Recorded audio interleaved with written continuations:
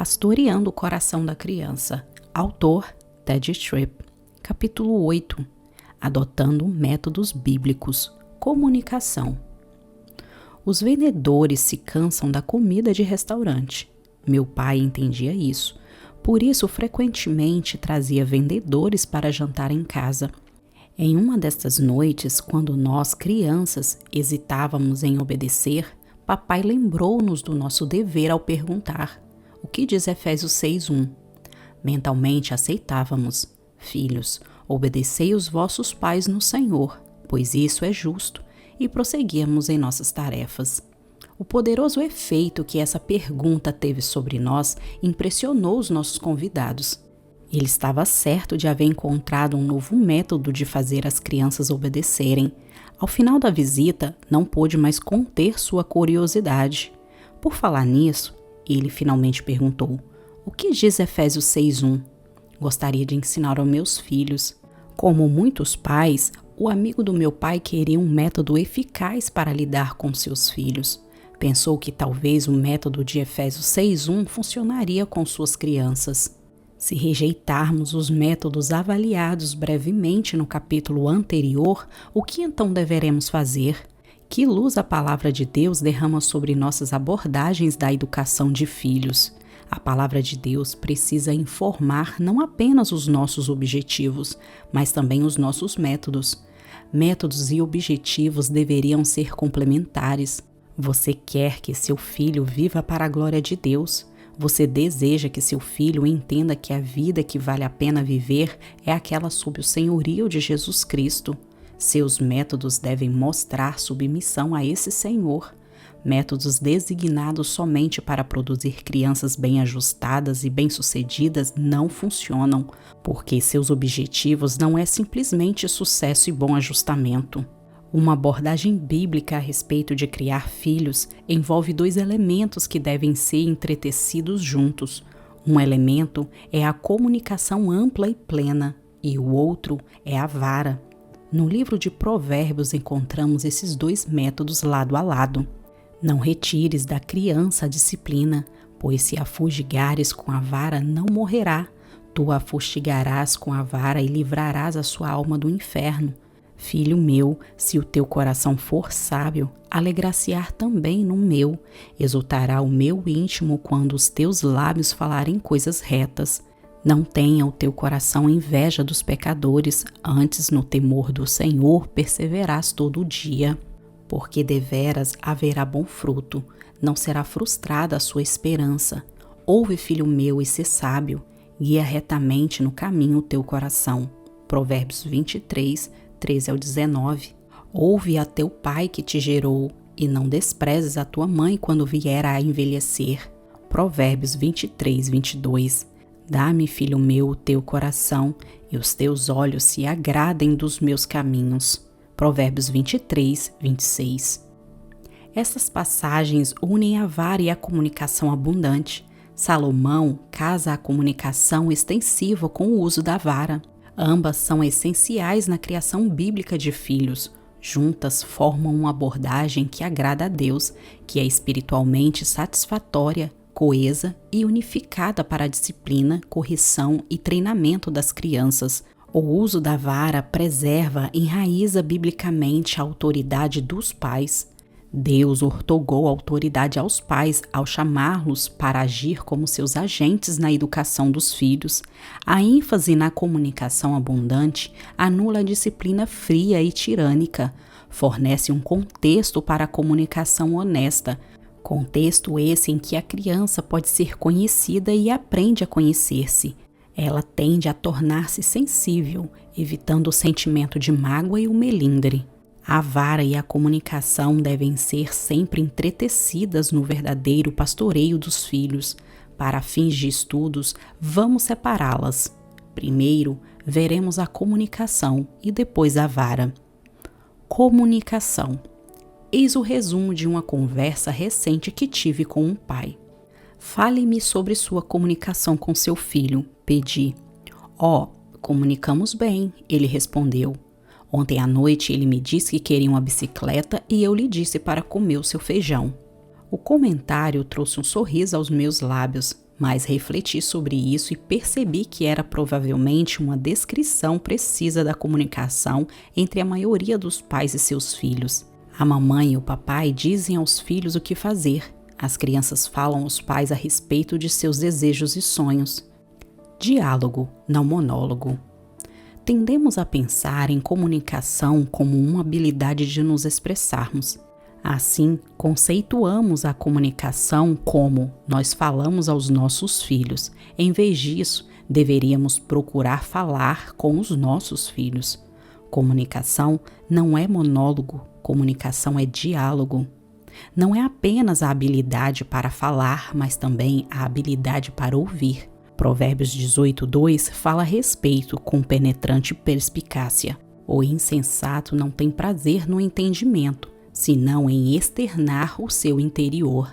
Provérbios 18:13 relembra-nos que responder antes de ouvir é estultícia e vergonha.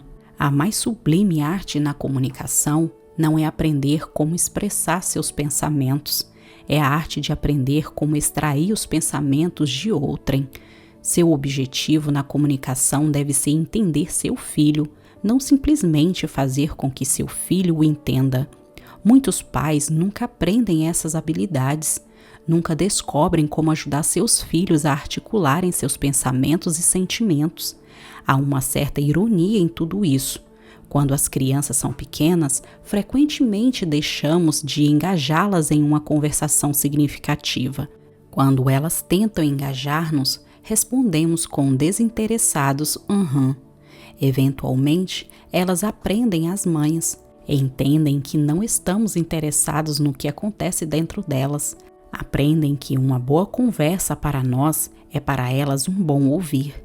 Quando se tornam adolescentes, o jogo vira. Os pais desejam engajar seus adolescentes em um diálogo, mas os adolescentes desistiram do diálogo há muito tempo. Cristina é um bom exemplo. Seus pais trouxeram-na para um aconselhamento. Disseram que era introvertida. Sabia que estava com problemas, mas ela não falava com eles. Sua mãe gritava muito.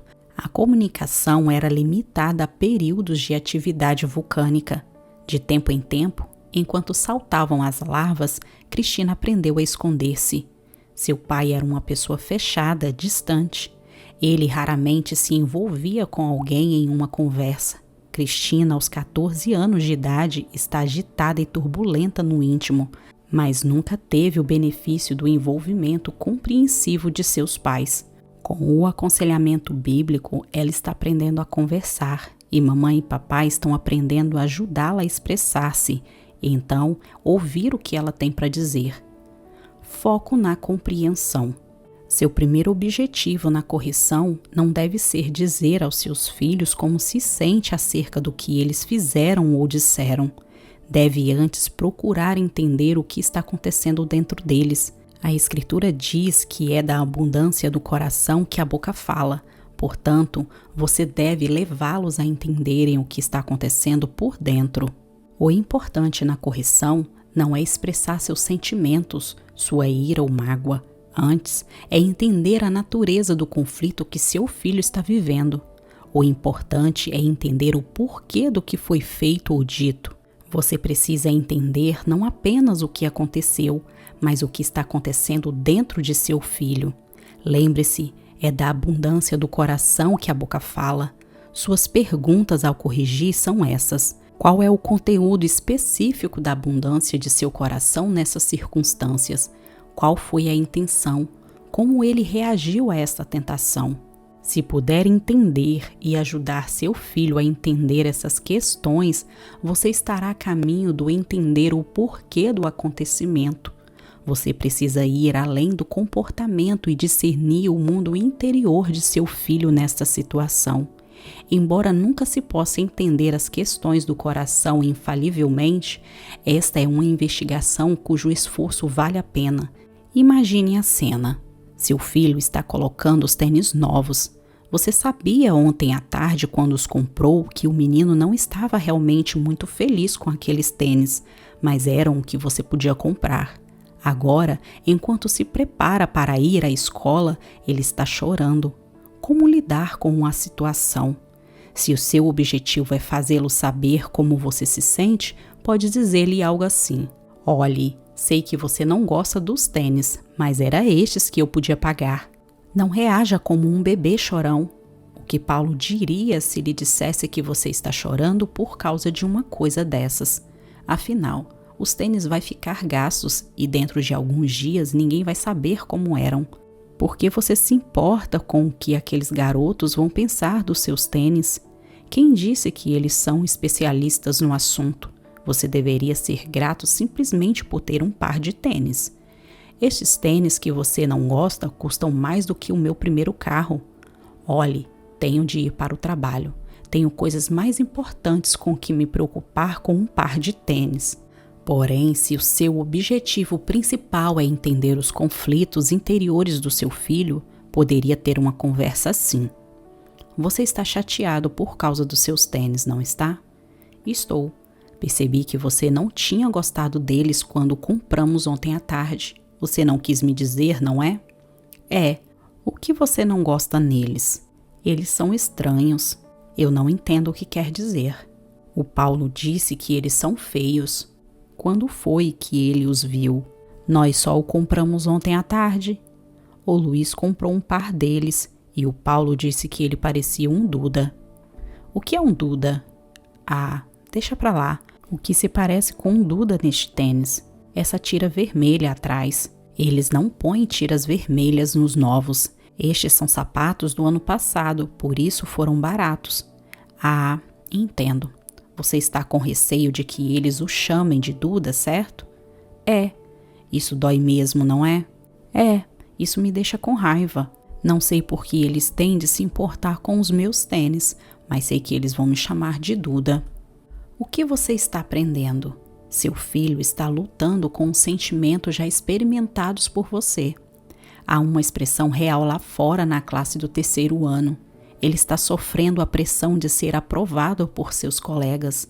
Esta circunstância está trazendo à tona as esperanças e os temores do seu coração. O objetivo de uma comunicação pode ser descrito em várias proporções simples. 1. O comportamento que você vê é um reflexo do que existe no coração do seu filho. 2. Você deseja entender o conteúdo específico do coração dele. 3. As questões internas do coração são de maior valor do que as questões específicas do comportamento, visto que provocam o comportamento. Resumindo, você quer entender os conflitos interiores do seu filho. Precisa olhar para o mundo através dos olhos dele.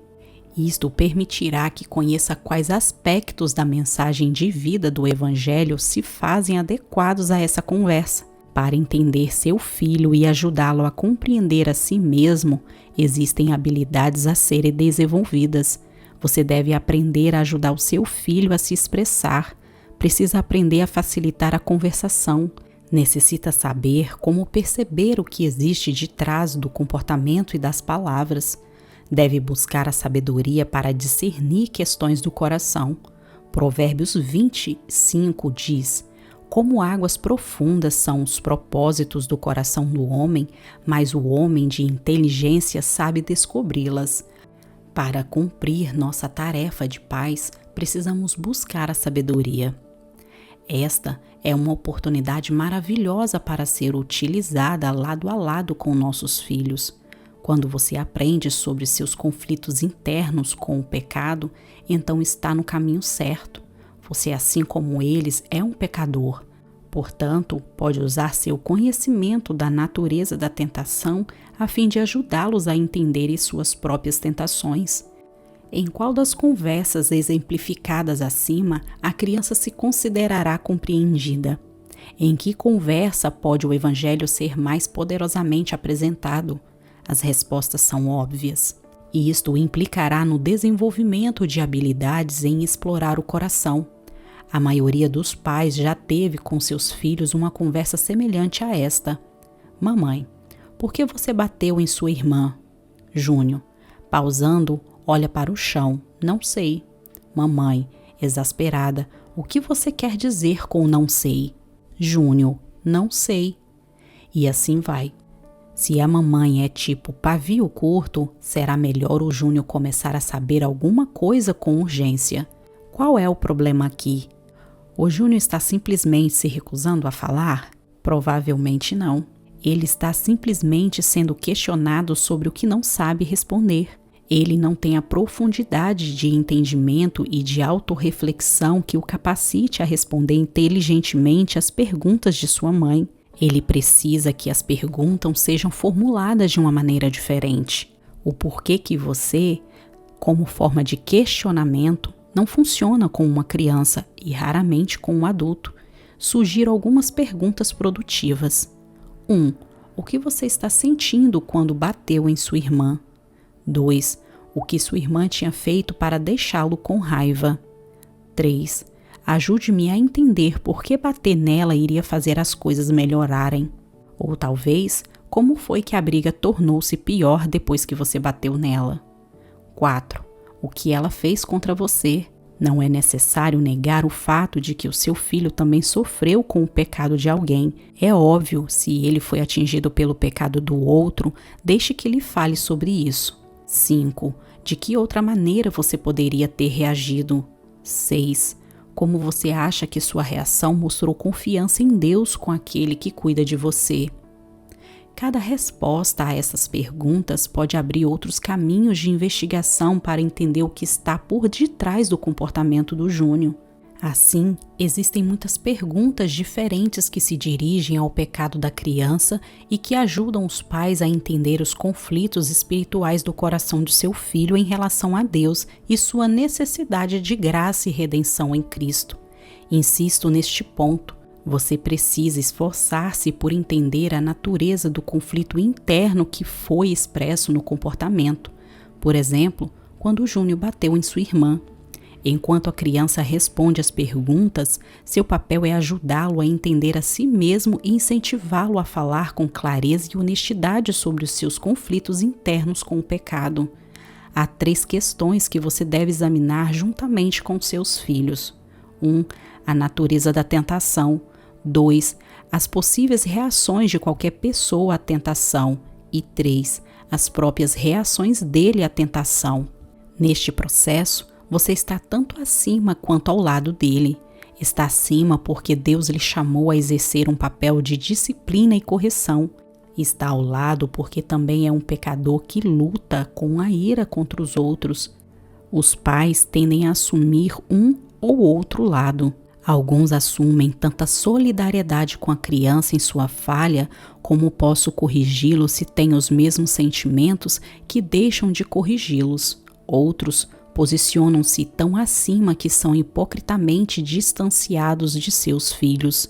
Lembre-se de que você interage com seus filhos como agente de Deus. Portanto, tem o direito e a obrigação de censurar o mal. Deve fazê-lo como um pecador ao lado deles, sendo capaz de entender como o pecado funciona no coração humano. Portanto, a correção deve ser feita com humildade de coração. Tendo visto a importância da comunicação com um dos métodos bíblicos de criação de filhos, no próximo capítulo nós voltaremos a uma descrição dos vários tipos de comunicação descritas na Escritura. Aplicação prática. 1. Como você incentiva a comunicação de seus filhos no sentido deles se expressarem. 2. Qual deveria ser o seu primeiro objetivo na comunicação ao reagir a um problema com seus filhos? 3. Cite 5 ou 6 perguntas a fim de extrair de seu filho o que ele está pensando ou sentindo. 4. Que mudanças você teria de fazer com o seu estilo de conversação se quisesse ter uma conversa como a do segundo exemplo que fala da compra do tênis? 5. Expresse em suas próprias palavras o significado desta frase. No processo de ajudar seu filho a entender o pecado, você fica tanto acima quanto ao lado dele. 6. Você entende a distinção feita neste capítulo entre o que e o porquê do comportamento?